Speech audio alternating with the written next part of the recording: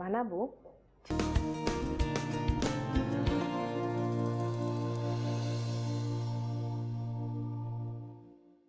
ফিরে এলাম আমাদের অনুষ্ঠানের দ্বিতীয় অংশে, অতিথি পর্ব। আজকে আমরা যাকে পেয়েছি তাকে আপনারা চেনেন ক্যানভাসে তার জাদুকরি তুলির আঁচড়ে। এছাড়া তার আরেকটা পরিচয় হচ্ছে তিনি একজন লেখকও বটে। প্রতি বইমেলায় পাচ্ছেন তার কখনো শিশু উপন্যাস, কখনো এমনি উপন্যাস, পরিচয় দেওয়ার অবকাশ থাকে না। সৈয়দ ইকবাল। ইকবাল ভাই, আপনি আমাদের অনুষ্ঠানে এসেছেন, আপনাকে অনেক অনেক শুভেচ্ছা। আপনাকেও ধন্যবাদ যেহেতু আমাকে ডাকলেন, এবং যারা দর্শক আজকে দেখছেন তার জন্য শুভকামনা। তো ইকবাল ভাই, আজকে তো আমরা লেখালেখিও নেই আর তুলির আচরও নেই, পুরো রান্না বান্না। তো আপনি আমাদের কি রান্না করে দেখাবেন? আমাকে ডেকে এই বিপদে ফেলেন না, মানে এই দায়িত্বটা আপনি নেন। ঠিক আছে, আজকে আমি ইকবাল ভাইয়ের অনারে বানাবো চাইনিজ শ্রিম্প ইডলি।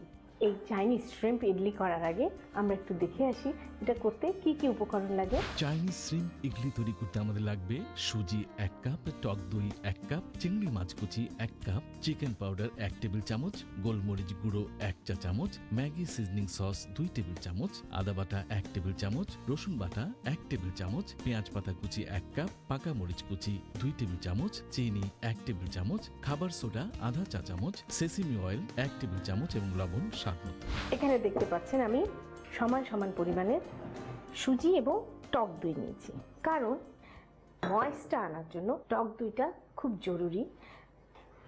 তার সাথে আমি দিয়েছি কুচনো চিংড়ি মাছ, আর দিয়েছি chicken powder about 1 table spoon, সাথে দিব গোলমরিচ গুঁড়া, চাইনিজ বলে কথা, ম্যাগি সিজনিং সস, একটু আদা বাটা, রসুন বাটা, পেঁয়াজ পাতা কুচি। ঝালটা আপনার নিজের ইচ্ছা মতো। আমি এখানে পাকা মরিচ কুচি করে দিয়েছি, যেটা চাইনিজ রান্না খুব বেশি থাকে, এবং এর মধ্যে দিব অলমোস্ট 1 টেবিল স্পুন চিনি আর 1 টিস্পুন লবণ। এর মধ্যে দিব হাফ টিস্পুন খাবার সোডা, আর চাইনিজ যেই বিশেষত্ব সেটা হচ্ছে সেসিমি অয়েল। সেসিমি অয়েল দিয়ে এখন জিনিসটাকে আমরা মাখবো। তো ইকবাল ভাই, দারুণ। আপনি এখন আমাদেরকে কি দিচ্ছেন, মানে আপনার লেটেস্ট কি চলছে এখন? আমার তো সবে বইমেলায় একটা উপন্যাস বেরিয়েছে, গত ঈদ সংখ্যা সমকাল যেটা বেরিয়েছিল সেই উপন্যাস। আচ্ছা, নাম হচ্ছে নাচে টরন্টো পটভূমিতে লেখা। আচ্ছা, আপনি এখন তো মানে প্রবাসেই আছেন? ঠিক প্রবাস বলা যায় কিনা জানি না, ঠিক 6 মাস থাকি আর কি। 6 মাস কানাডায় থাকি আর 6 মাস ঢাকায় থাকেন। তো আপনার এই জন্যই আপনার কোনো অ্যাওয়ার্ড পেলেন কি? হ্যাঁ, আমি আগে তো পেয়েছি, অগ্রণী ব্যাংক পুরস্কার পেয়েছিলাম আজ থেকে প্রায় 10-15 বছর আগে। সেটা কিসের উপরে ছিল? সেটা হচ্ছিল আমার শিশু একাডেমি থেকে একটা বই বেরিয়েছিল, খাগড়াছড়ির কমজোরি। ওই বইটা পুরস্কৃত করেছিল শিশু একাডেমি এবং অগ্রণী ব্যাংক। আর জাতীয় সাহিত্য কেন্দ্র যে আমাদের আছে, গ্রন্থ কেন্দ্র, তারা 2বার আমাকে মানে শ্রেষ্ঠ প্রচ্ছদ করার জন্য এবং ইলাস্ট্রেশন করার জন্য দিয়েছে। এইসব আগের সোহাগা, একে তো উপন্যাস, তার উপর প্রচ্ছদ করবে উনি। প্রচ্ছদ অনেক আমি করতাম এক সময়, এখন কমে গেছে। তো একদম রিসেন্ট এই বছর মানে আমাকে বাংলা একাডেমি দিয়েছে সৈয়দ অলিউল্লাহ পুরস্কার, যেটা আগে প্রবাসী শ্রেষ্ঠ পুরস্কার বলা হতো লেখকদেরকে। মানে তো এই হচ্ছে আমার পুরস্কারের ব্যাপার। আগামী সেপ্টেম্বরের 26 তারিখ টরন্টোতে একটা বড় এক্সিবিশন আছে, আর এখানে তার আগে যদি হয় বেঙ্গল গ্যালারির সঙ্গে আলাপ করছি, ওটা যদি দেয় তাহলে আরেকটা এখানে করে যাবো, বাংলাদেশে করে যাবো। আমরা একটু রান্নায় ফিরে আসি। প্রিয় দর্শক, আপনারা দেখেছেন ইডলি তৈরি করতে এরকম ইডলি স্ট্যান্ড লাগে। ইডলি স্ট্যান্ডে এরকম করে প্লেটের মতন বসা থাকে, এবং সেগুলোর মধ্যে আমি একটু তেল ব্রাশ করে নিয়েছি, যার ফলে ইডলিটা স্টিক করে যাবে না। এবং এই ইডলির ভেসেলটা এরকম হয়। আপনাদের যদি এরকম ভেসেল না থাকে, প্রেশার কুকার বা এরকম খাড়া কোনো হাঁড়িতে বা বড় হাঁড়ির মধ্যে জাস্ট যেটা ঢেকে যায় সেইভাবে বসিয়ে দিতে পারেন। এর মধ্যেই যে এতখানি দাগ দেয়া, আমি ওইটুকু পানি দেব।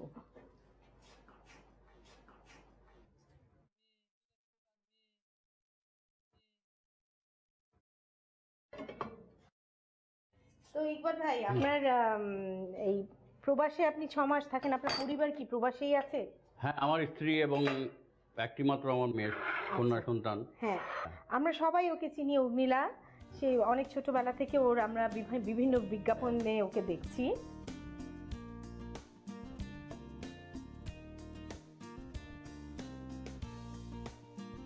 প্রিয় দর্শক, আপনারা দেখছেন আমি ইডলির হাঁড়িতে ইডলি বসিয়ে দিলাম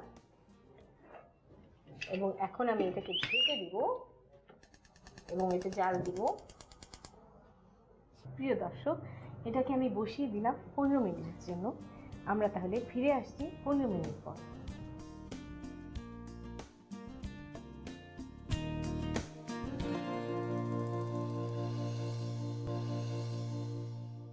প্রিয় দর্শক, হয়ে গেল 15 মিনিট। চলুন তাহলে দেখি। চুলা বন্ধ। বাহ, সুন্দর ইডলি গন্ধ পাচ্ছি, চাইনিজ ওরিয়েন্টাল গন্ধ।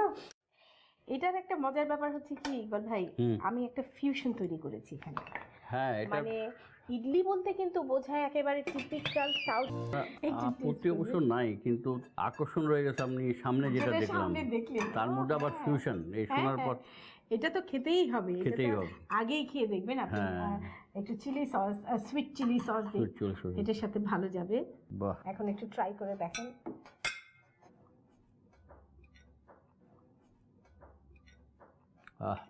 দারুণ। চাইনিজ গন্ধ হয়েছে। হ্যাঁ, এই যে চাইনিজ এবং সাউথ ইন্ডিয়ান। চটপটিটা একটু টেস্ট করে দেখেন। হ্যাঁ,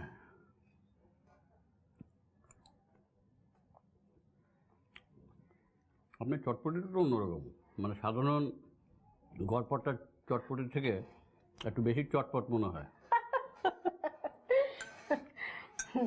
মজার মজার দুটো কমেন্ট পেলাম ইকবাল ভাই থেকে। তো ইকবাল ভাই, আপনি কষ্ট করে সময় করে আমাদের অনুষ্ঠানে এসেছেন, আপনাকে অনেক অনেক ধন্যবাদ। আপনাকে আরও বড় ধন্যবাদ এই জন্যে যে আমার কষ্টের চেয়ে পাওনাটা বেশি, মানে যে চমৎকার ফিউশন পেলাম। এটা যারা একা থাকে, বিশেষ করে আমি একা এখানে রান্না টুকটাক করে খাই, তার জন্য একটা বিরাট পাওনা। আর দর্শক আপনারা যারা আজকে দেখলেন, আশা করি আজকে এখন ঢাকা শহরে অনেকেই এরকম একা থাকেন, তাদের জন্য এই ফিউশন ইডলি দারুণ একটা ব্যাপার। জেনে রাখবেন, মনে রাখবেন। তো প্রিয় দর্শক, দেখলেন তো মজাদার দুটো চটপট নাস্তা তৈরি হয়ে গেল। একটা হলো আমাদের সবার প্রিয় চটপটি, তার সাথে নিমক পাড়া, আর মজাদার ফিউশন চাইনিজ শ্রিম্প ইডলি। আপনারা সবাই রান্না করুন, খান, আনন্দ করুন, আর আমার কথা মনে করুন। এই কামনা করে আজকে শেষ করছি। আগামী সপ্তাহে আবার আসবো। তার আগ পর্যন্ত সবাই খুব ভালো থাকুন।